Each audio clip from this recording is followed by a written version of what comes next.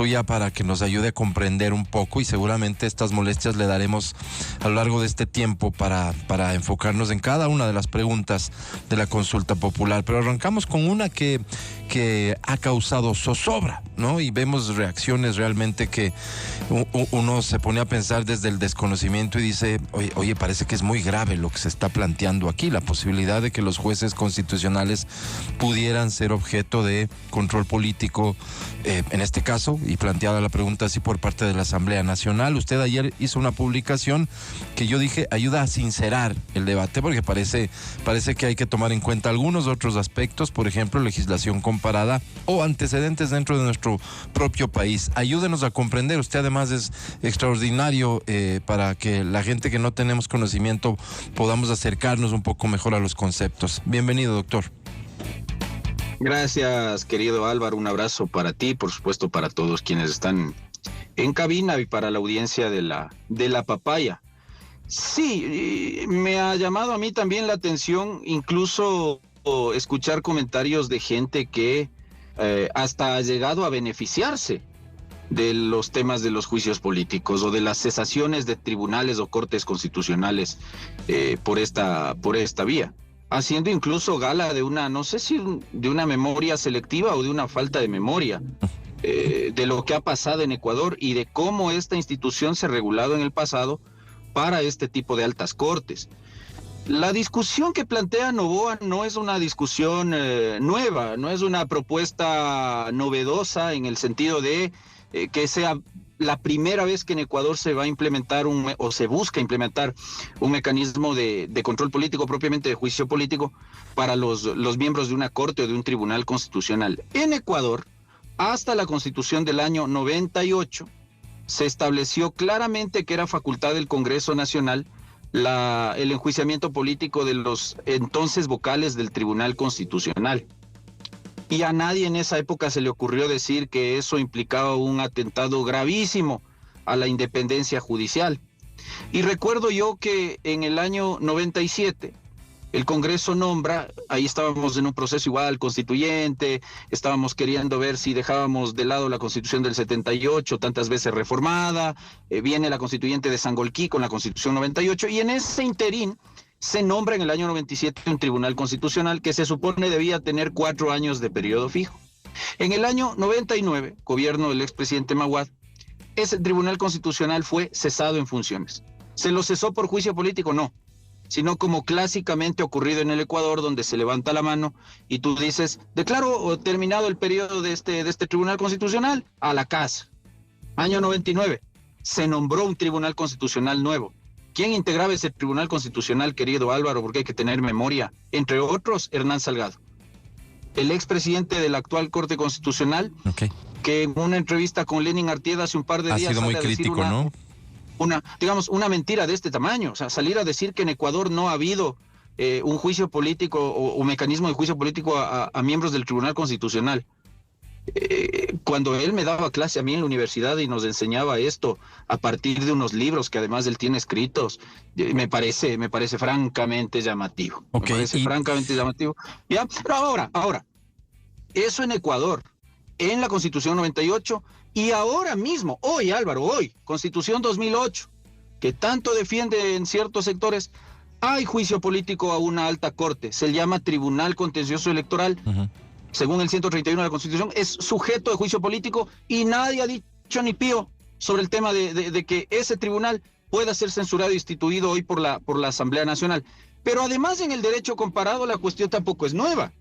Desde la década de los 50, el sistema constitucional brasileño, por ejemplo, plantea llevar a los miembros del Tribunal Supremo de Justicia a juicio político. Constituciones de la década de los 80 como la hondureña. El Salvador desde los 90, Perú, Colombia desde el 93 y el 91, Bolivia y Venezuela.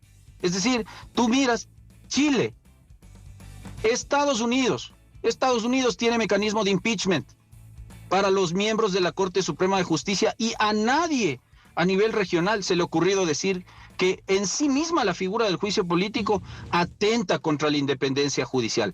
Lo que sí ha dicho el Sistema Interamericano de Derechos Humanos, Álvaro, la Corte Interamericana, lo dijo en el año 2001, respecto del caso Tribunal Constitucional versus Perú, es que tú no puedes utilizar la figura del juicio político para destituir un juez por una decisión judicial. Eso sí, no se puede.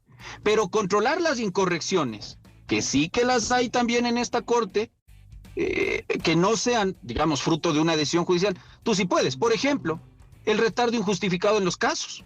Es decir, que tengas hoy una Corte Constitucional que displicentemente se te demora 4, 5, 6, 7 años en despacharte los casos, pese a que tiene 10 veces más asesores que lo que tuvo el entonces Tribunal Constitucional. Que tú tengas casos en los cuales jueces que en su momento o antes de ser jueces fueron abogados en libre ejercicio y defendieron determinadas causas y luego son nombrados jueces y conocen esas causas y no se excusan.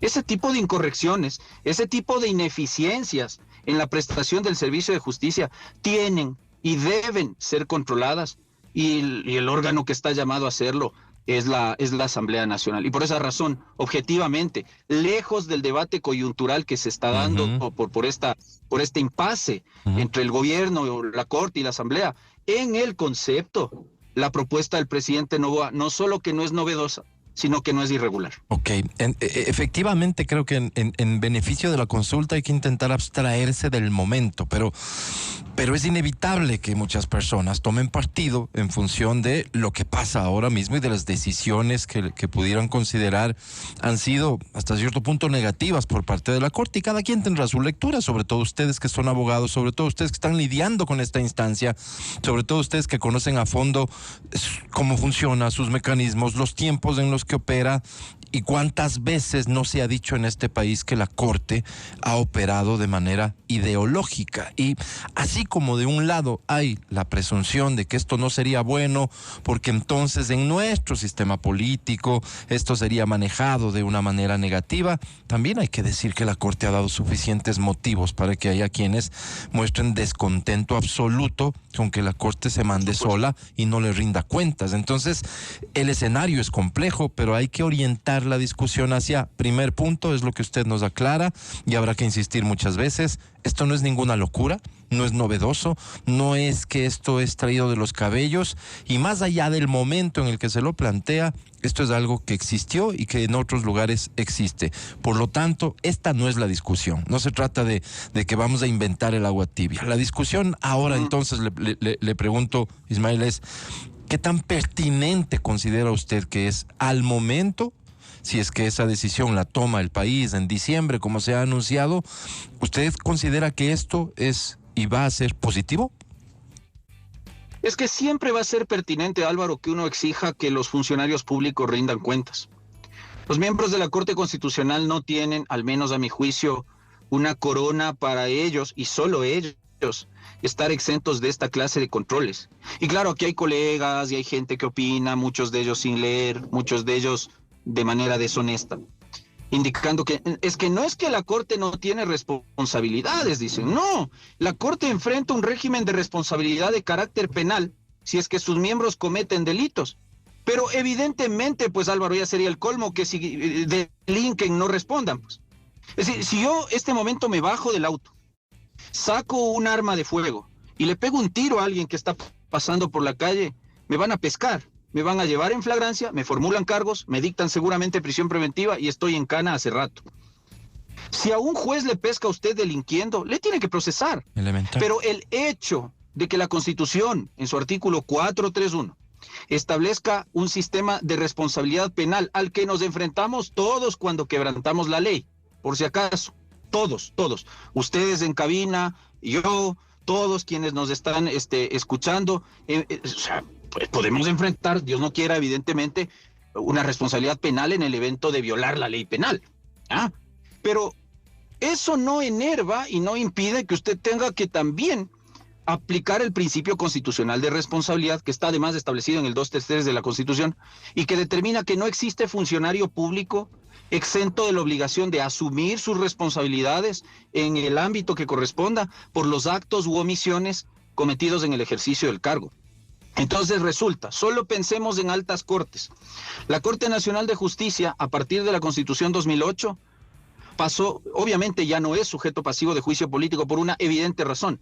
Tiene un control administrativo ante el Consejo de la Judicatura.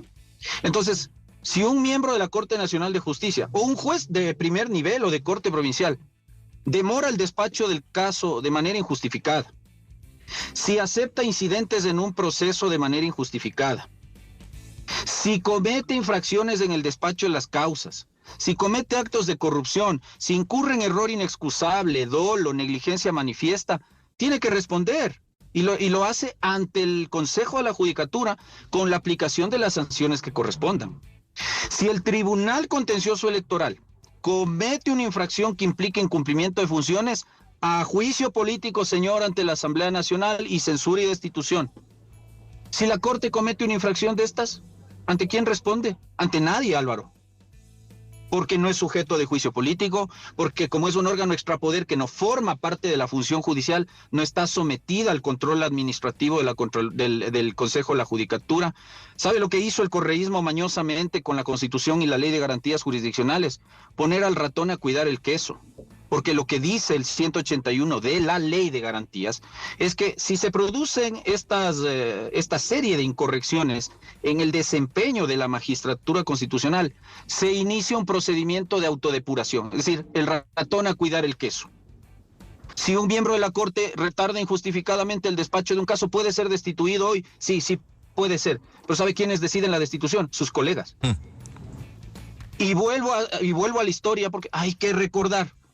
Tú te has de acordar, Álvaro, y quienes están en cabina, supongo que también, lo que pasó en el año 2011 con el escándalo de la Cervecería Nacional, ¿te acuerdas? En la Corte Constitucional. Y ahí salió el nombre de la Corte. Ahí al secretario general de la Corte salir corriendo, donde circulaba un supuesto cheque por un soborno para emitir un fallo.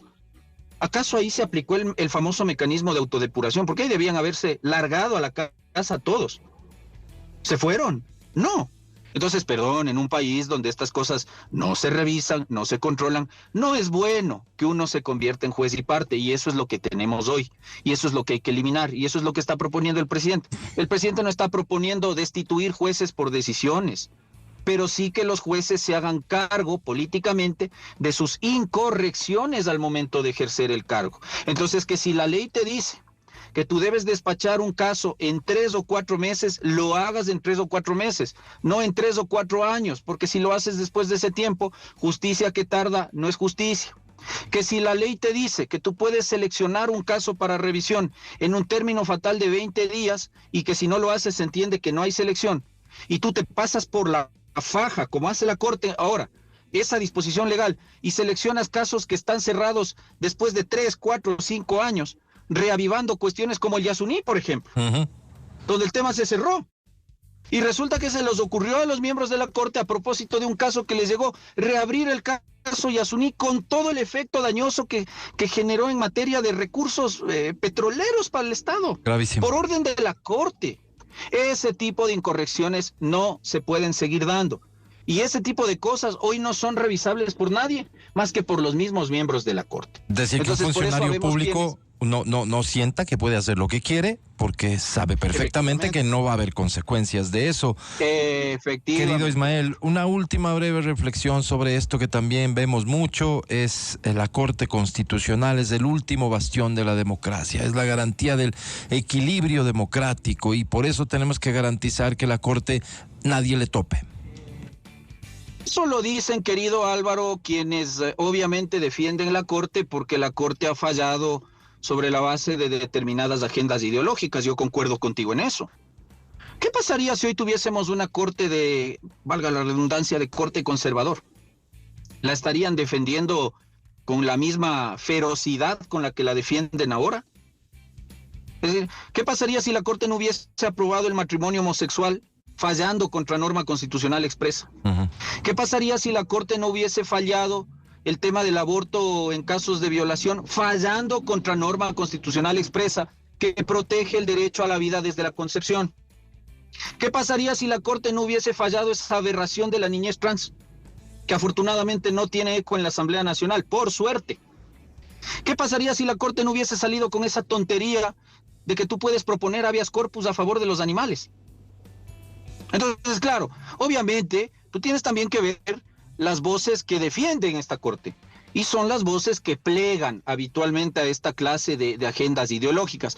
Más allá de que tú estés a favor o en contra del matrimonio homosexual, porque sin duda alguna sobre eso hay debates que hasta ahora no se terminan de dar, pero me refiero a esta es una Corte que en muchas ocasiones ha antepuesto las agendas y los postulados ideológicos de sus integrantes por sobre la norma, que es la que está llamada a defender y que se llama Constitución. Entonces, claro, para esa gente que encuentra en una Corte no el último bastión de la democracia, sino realmente un grupo, y lo he dicho hace muchos años, incluso cuando la Corte estuvo presidida por Salgado, lo dije y lo vuelvo a decir, una Corte que en muchas ocasiones no tiene jueces, sino activistas con toga.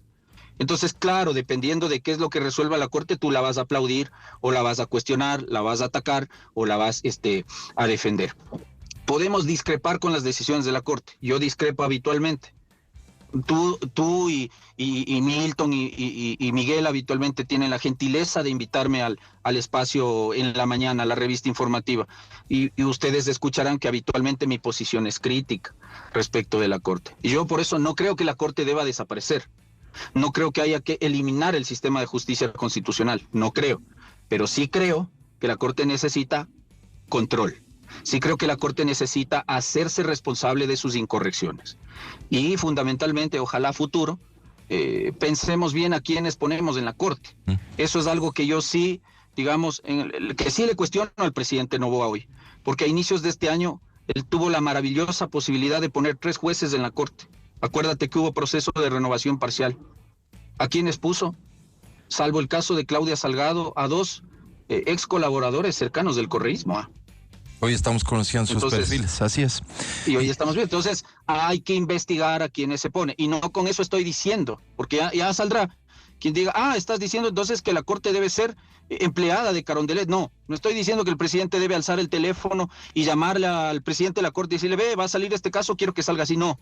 Pero, por ejemplo, en países como Estados Unidos, donde el presidente de la República nomina y designa miembros de la Corte Suprema de Justicia, tú no le ves, pues, a Donald Trump o a Barack Obama o a George Bush o a cualquiera alzar el teléfono y ordenarle a la Suprema Corte de Justicia que resuelva un caso en A, B o C sentido. Pero sí les ves investigando cuidadosamente los perfiles de las personas que van a hacer propuestas para que sean luego ratificadas en el Congreso. Entonces, si yo soy una persona que gobierna el país y que tengo una agenda, un plan político de inversión extranjera, de libre mercado, de petróleo, de minería, de mano dura contra la delincuencia, no voy a poner pues un centro izquierdista o un izquierdista en mi lista de candidatos a la Corte. Y eso es algo que, digamos, sí hay que hacer un mea culpa. Presidente de la República se jaló las cuadras al nominar a los miembros de la Corte actual. Y bueno, estamos, como tú dices, conociendo hoy sus agendas ocultas. Y aquí están las consecuencias. Querido Ismael, gracias por el tiempo. La verdad, gracias por la claridad. Además, maneja con cuidado, por favor. Un abrazo, querido amigo. Buenos días. Abrazo. Es Ismael Quintana con nosotros.